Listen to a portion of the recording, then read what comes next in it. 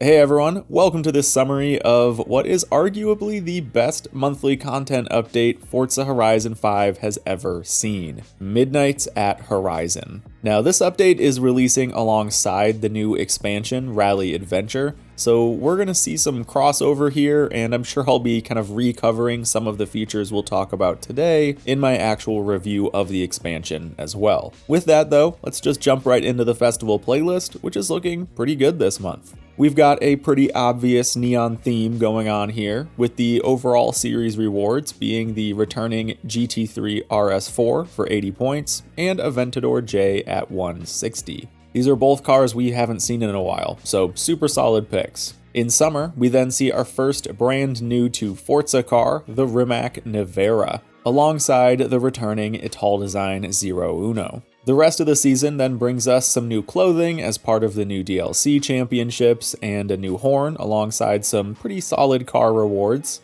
And then the Forzathon shop has the Apollo IE and some DLC themed clothing.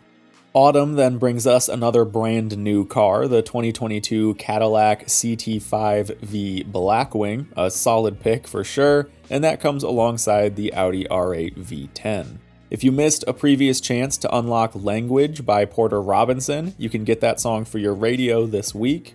And we've got more Rally expansion clothes from the events in Sierra Nueva. The Forzathon shop has the Porsche Carrera GT, a new horn, and some more new DLC clothing. In winter, we get yet another new to Forza car with the 2021 Lexus LC500, and a pretty solid 40-point reward as well with the ATS GT.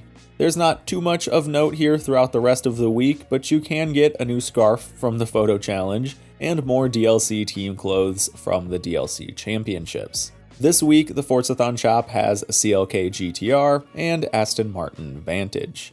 Then to close us out in spring, we get our fourth and final free new car for 20 points, the CT4V Blackwing. And the Radical RXC Turbo is available at 40 points as well. Again, pretty standard fare across the rest of the week, more new DLC clothes from the new events here, and the Forzathon shop has a Speedtail, new horn, and more DLC clothing.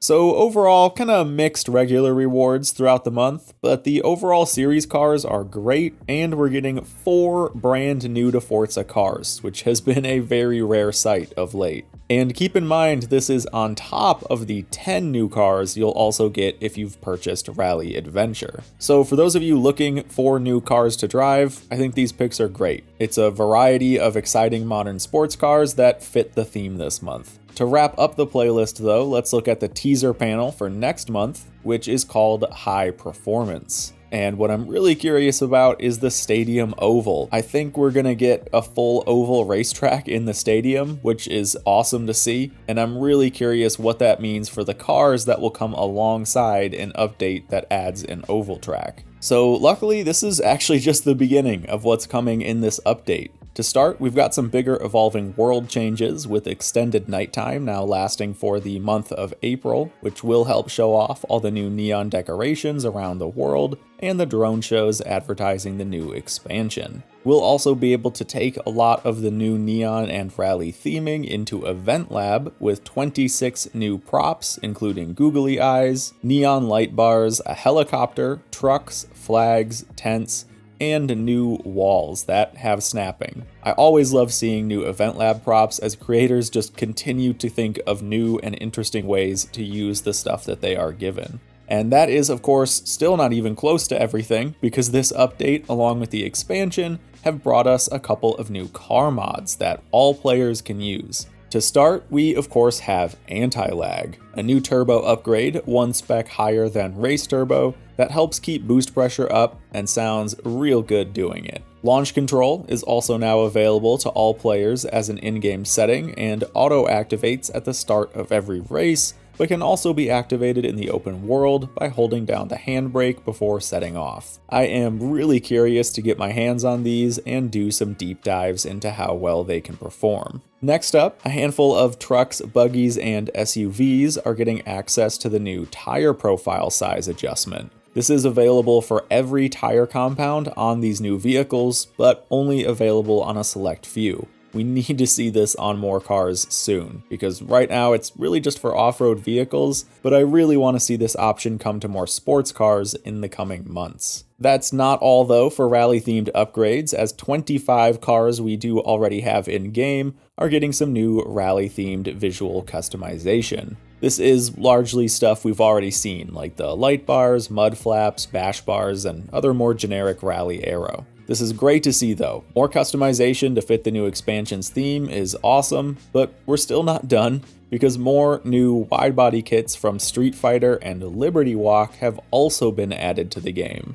These are for the 97 M3, 08 M3, Camaro ZL1, and new Lexus LC500 that you get from this month's seasonals. So not only are we getting some good new cars this month and some solid Living World updates and Event Lab props, we're also getting a ton of new customization options, which is always my favorite part of Horizon updates. Now, the good stuff does have to end eventually, but it doesn't end here, because all players are also getting access to the new in-game radio station, Epitaph Records, a 15-song punk-themed station that seems well-themed for some off-road dune racing in the new map.